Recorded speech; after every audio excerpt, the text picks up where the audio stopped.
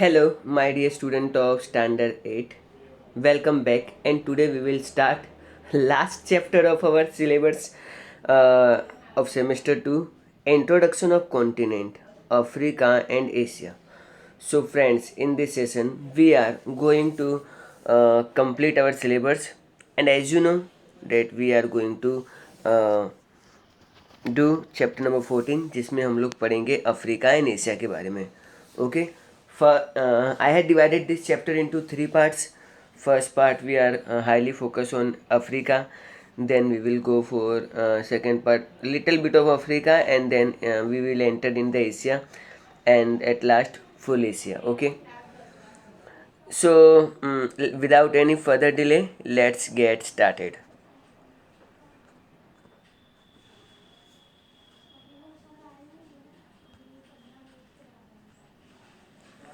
So the very first page you will find the name of the chapter is given, that is Introduction of Continents, Africa and Asia, and map of Africa is given to you. आपको Africa का map दिया गया है and it is a physical map. Well, let me tell you, physical map means if you find, if you see in the bottom over left hand side bottom side you will find a white box. आपको देखो सबसे नीचे मिलेगा 0 metre पे green. Okay, means जहाँ पे ज़मीन बिल्कुल सीधी होगी, सपाट होगी, वहाँ पे आपको ग्रीनरी देखने को मिलेगा. So you will find very less part of the Africa is in lying in the green zone. Then yellow one, it is 0 to 180 meters, so it is most part. Top part you will see lot of yellow part, but friends वहाँ पर Sahara desert है, रेगिस्तान है. So again it is very not a worthy part. 450 meter, 900 meter and 1800 meter is also given to you.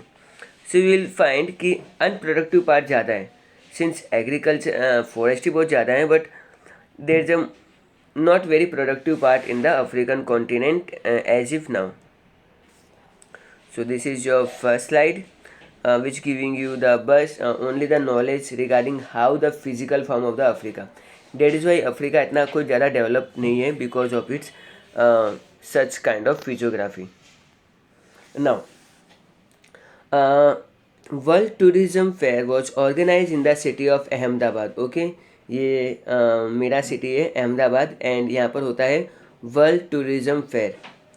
Various tourist organization and tourist department of the country had been sharing information about the tourist destination important from historical, geographical and cultural point of view. अब यहाँ पर ना अलग अलग sections बनाए हुए हैं tourism department में.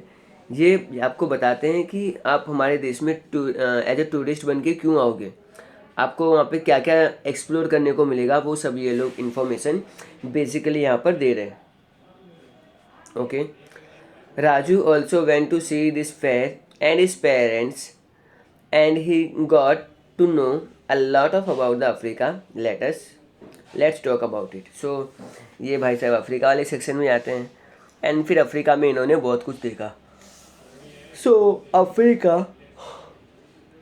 The second largest continent of the world. तो अफ्रीका क्या है, दुनिया का सबसे बड़ा सेकेंड नंबर का कॉन्टिनेंट है. वेल आप पूछोगे सर फर्स्ट कौन है, वेल इट इज़ एशिया, जो इसके हम लोग बाद में पढ़ने वाले हैं.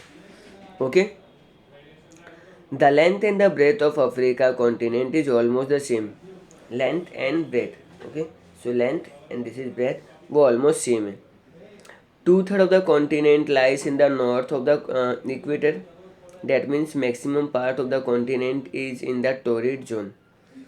सो 2/3 पार्ट यानी ऑलमोस्ट 66% से भी ऊपर वाला पार्ट जो है वो नॉर्दर्न हेमिस्फीयर में लाई करता है. इसका मतलब ये है कि ज़्यादातर जो मैक्सिमम पार्ट है अफ्रीका का वो टोरिड जोन में आता है. जिनको नहीं पता है टोरिड जोन क्या होता है, वेल हमारे जैसे कि मान लो ये जो पिक्चर देख रहे हो ये पूरा अर्थ है मान लेते हैं, तो सेंटर में से जो लाइन पास होती है उसको हम इक्वेटर कहते हैं. उसके ऊपर 23 डिग्री पे और उसके नीचे 23 डिग्री पे, यानी जो, अब देखो मेरा हाथ पे फोकस करना, अर्थ का जो ये वाला पोर्शन होता है ना, जो सेंटर वाला, इसको हम लोग इक्वेटर कहेंगे. ठीक है, नाउ थिंक. ठीक है, वो लोग कह रहे हैं तो सोच लेते हैं थोड़ा. From which continent do all the 3 major latitude pass. Okay, तो अभी हमको पता चल गया है अफ्रीका है। Okay, which strait separate the continent of Africa and Europe and see the map and right. चलो थोड़ी सी चीटिंग कर लेते हैं, सिखानी तो नहीं चाहिए, बट ऐसी कौन सी चीज़ है जो अफ्रीका को उससे अलग करती है, कौन सी स्ट्रेट है?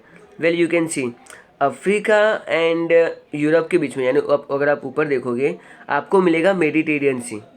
ओके, टू बी ऑनेस्ट ये मुझे पता था पहले से, बस आपको दिखाना था। एनी हाउ चलो आगे बढ़ते हैं। So which region separate Asia and Africa in the map and right? तो again Mediterranean sea. Which sea and ocean surround the continent of Africa and, ठीक है, तो कौन से ओशन अफ्रीका के चारों तरफ है? Well on right you will say Atlantic ocean, on right side you will see Indian Ocean and on left side you will find Atlantic Ocean. Okay, so till the 18th century the continent of Africa was unexplored, यानी उसको ज़्यादा, उनके बारे में लोग ज़्यादा जानते नहीं थे। So it was known as the dark continent, और इसे लोग डार्क कॉन्टिनेंट कहते थे। The missing link of the evolution of the human from ape to discover from the Nile Valley, इंसान का डेवलपमेंट कैसे हुआ, इंसान कैसे बना, वो सब नाइल रिवर पे आज भी हम लोगों ने बहुत सारे हमको एविडेंसेस मिले। चलो आगे बढ़ते हैं। थिंग्स टू नो, यानी सुख दुख की बातें। Okay, Bartholomeu Dias discovered a new sea route to the Cape of Good Hope. ठीक है, यूरोप से भाई साहब पूरा अटलांटिक ओशन में से होते हुए ये अफ्रीका के बिल्कुल लास्ट वाले पार्ट में आते हैं, एंड वहाँ पे उसको नाम दिया गया Cape of Good Hope. Okay, in 1493, okay, so 1493 में ये जाते हैं Cape of Good Hope. The discovery help Vasco da Gama on 1498। इसके बाद वही रूट पकड़ के वास्को द गामा जाते हैं and to discover the sea route to India, और बाद में जाके इंडिया का सी रूट भी डिस्कवर कर लेते हैं। Look at the map and locate the Cape of Good Hope. चलो अभी लोग इतना बोल ही रहे हैं तो इनकी बात भी माननी चाहिए। तो देखो ये है ऊपर यूरोप, और उससे ये पूरा ये स्विम करते हुए यहाँ पर लास्ट में, यहाँ पे आपको केप ऑफ गुड होप मिलेगा लास्ट में। तो पूरा वो अटलांटिक ओशन तैरते हुए बाद में केप ऑफ गुड होप में आते हैं। ठीक है,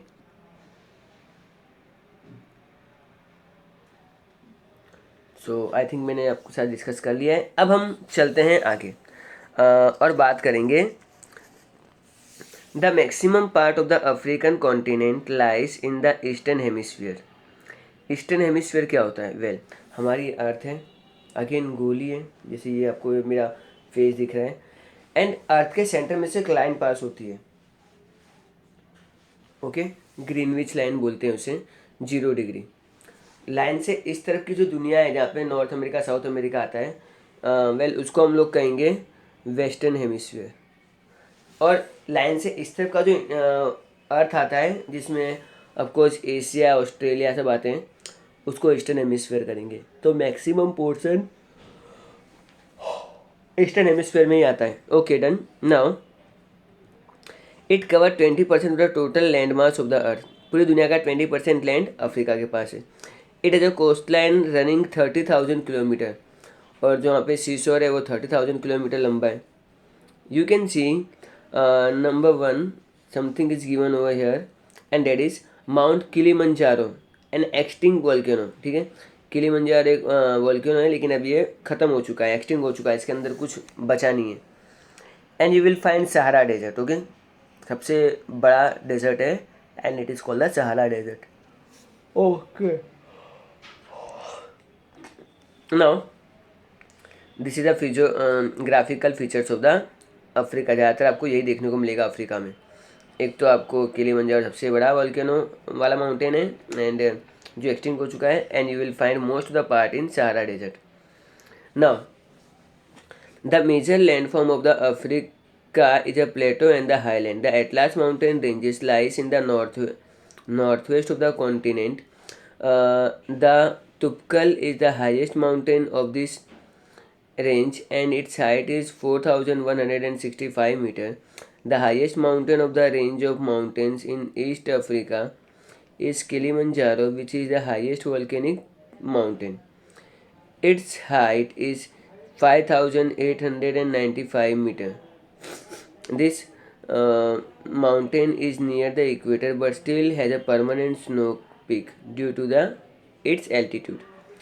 Apart from these mountains, there are highlands and plateaus with the average altitude of 915 meter in the South Africa. The Ethiopian highlands have an altitude between 1500 metre to 4550 metres. देखो friends, अगर हम लोग बात करें अफ्रीका की, तो Africa में मिलेंगे आपको बहुत सारे हाईलैंड्स. ठीक है, प्लेटो टाइप का एरिया है. प्लेटो क्या होता है? ज़मीन से उठा हुआ पहाड़, और पहाड़ ऊपर से एकदम सपाट होता है, तो उसको हम लोग प्लेटो कहेंगे. यहाँ पे जो माउंटेन है नॉर्थ वेस्ट में, नॉर्थ वेस्ट यानी ये वाला पार्ट, this is north and this is west. Okay, तो नॉर्थ वेस्ट की तरफ आपको कुछ माउंटेन्स मिलेंगे, एंड उसमें तुक्कल माउंटेन्स है. उसकी हाइट जो 4165 है, वो अपने एरिया में सबसे हाईएस्ट माउंटेन है. और अगर हम लोग ईस्ट में जाएं तो ईस्ट ओवर हियर, ओके, तो वहाँ पे किलिमंजारो नाम का आपको हाईएस्ट वॉल्केनिक माउंटेन देखने को मिलेगा, जो आपको एक्सटिंक्ट हो चुका है. इसकी हाइट है 5895 मीटर. ये इक्वेटर पे है, बट स्टिल इसके ऊपर बहुत सारी स्नो कवर है. अब आप बोलोगे सर इक्वेटर में तो बहुत गर्मी पड़ती है, but remember friends, sea level से अगर आप 1000 मीटर ऊपर जाते हो, यानी सी लेवल से आप 1 किलोमीटर ऊपर जाते हो, 7 डिग्री सेल्सियस, 6.5 या 7 डिग्री सेल्सियस टेम्परेचर डाउन होता है. एंड ये तो है ही 6000 मीटर के आसपास. सो कैलकुलेट करो, 14 6 जा 84 डिग्री सेल्सियस कम थोड़ी होता है. एनी हाउ, चलो 84 नहीं करना है, 40 डिग्री सेल्सियस कम कर लेते हैं. ठीक है, इतना ज़्यादा मतलब आई थिंक मैंने ज़्यादा कैलकुलेट कर दिया. 6 जा 36 डिग्री सेल्सियस टेम्परेचर कम हो जाएगा. सॉरी, मैं मैथ्स थोड़ा वीक है, that is why I am S teacher ना. सो 36 डिग्री सेल्सियस अगर टेम्परेचर उस साइड पे कम हो जाता है तो स्नो ही बचेगा. एंड यू विल फाइंड कि यहाँ की जो एवरेज हाइट है ना, वो 915 मीटर है. पूरे अफ्रीका की बात कर रहे हैं. एंड इथोपिया जो कंट्री है, वहाँ आपकी जो हाई ग्रासलैंड है, वो भी आपको 1500 to 4550 मीटर की एल्टीट्यूड पे आराम से मिल जाएगा. चलो आगे बढ़ते हैं.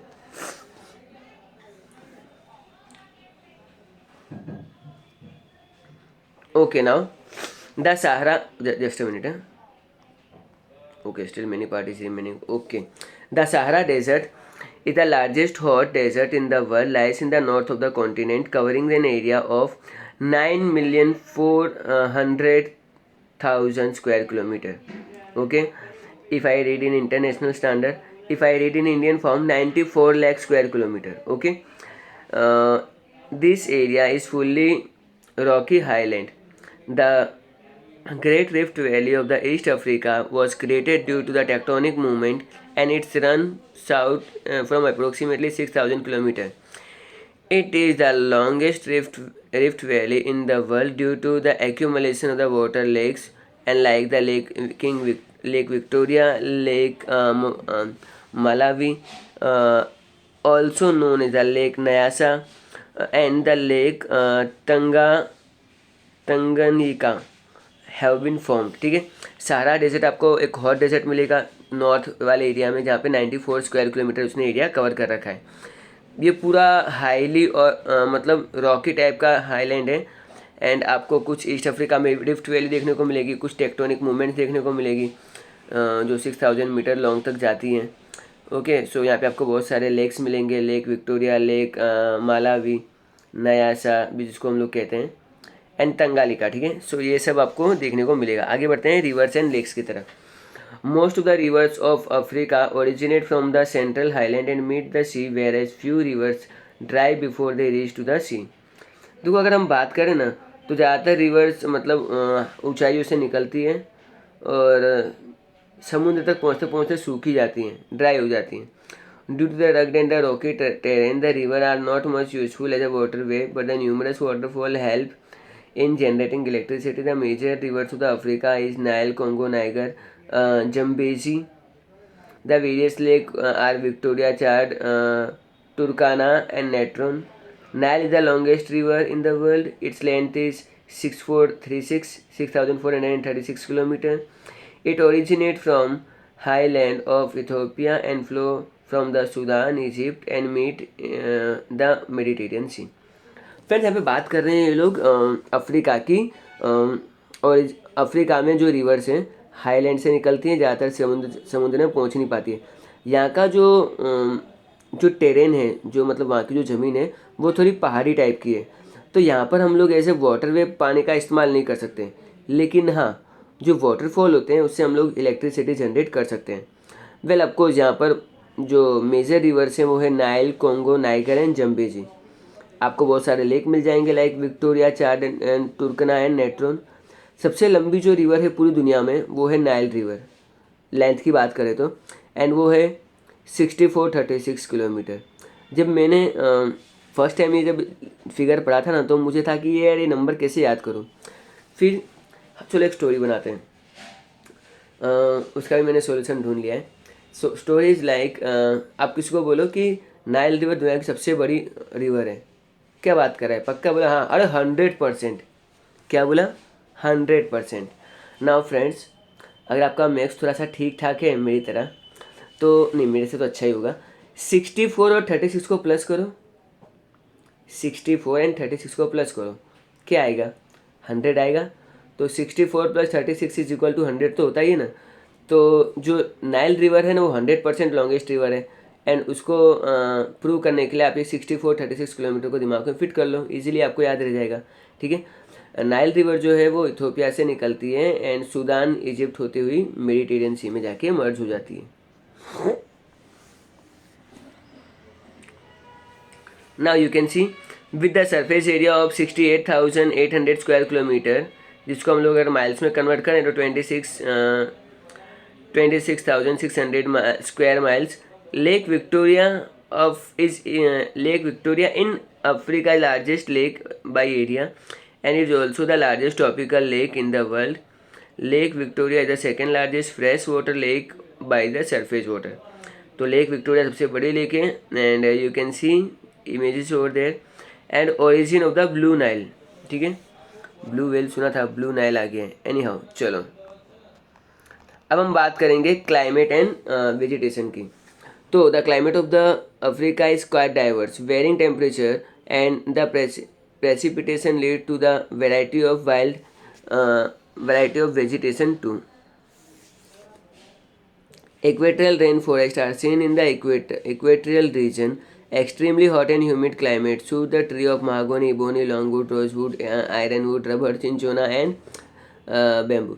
देखो अफ्रीका का क्लाइमेट बहुत ही डाइवर्स है, यहाँ पे बहुत ज़्यादा आपको टेम्परेचर में चेंजेस देखने को मिल जाएंगे। सिंस यहाँ पर मैंने कहा कि टोरेट जोन में आता है तो यहाँ पे इक्वेटरल रेन फॉरेस्ट होना बहुत नॉर्मल सी बात है, लेकिन आपको बहुत ज़्यादा हॉट एंड ड्राई क्लाइमेट भी देखने को मिलेगा। और इस टाइप का जो क्लाइमेट है ना वो trees like mahogany, ebony, longwood, rosewood, ironwood, rubber, cinchona and bamboo के लिए बहुत बढ़िया है। Now second paragraph, the rain decreases as one proceed toward the north and the vegetation too changes from the spawning grassland of the savanna and the thorny bushes of the cactus, date palm, etc. in the Sahara Desert. The Mediterranean region, Africa, receives rainfall in winter too. Here, sweet and citrus fruits such as orange, lemon, peach, grapes grown here. So friends यहाँ पर आपको देखने को मिलेगा जैसे जैसे आप north की तरफ जाओगे ऊपर की तरफ बरसात कम होने लगती है, फिर आपका जो नॉर्मल जो ग्रीनरी है वो रेगिस्तान में कन्वर्ट हो जाती है, और आपको बहुत सारे डेट, पाम, कैक्टस टाइप के ट्री देखने को मिलेंगे। फिर मेडिटेरियन सी के पास का जो एरिया है वो मतलब अपने साइट्रस फ्रूट यानी खट्टे फलों के लिए बहुत जाना जाता है, जिसमें ऑफकोर्स ग्रेप, लेमन और बीज तो आता ही है। So you can see the picture, equatorial dense forest, okay, mahogany का ट्री देखने को मिल रहा है एंड थ्रोनी बुशेस देखने को मिल रहा है। This is the political map of Africa. यहाँ पे आपको अफ्रीका के सारे कंट्रीज के बारे में दिया हुआ है। And activity, with the help of you about the political map of Africa, prepare a list of the country in it. आपको कंट्रीज की लिस्ट बनानी है। You will find camel, hippopotamus, lion and deer, such kind of animals in Africa. So students, with this note I am signing off. I hope आपको ये lecture से समझ में आ गया होगा। हम लोगों ने आज अफ्रीका को काफ़ी एक्सप्लोर किया, and in my second part we are going to see few countries like South Africa and Egypt, and then हम लोग फिर एशिया से भी शुरू कर देंगे। So students, thanks for listening me and as always bye everyone.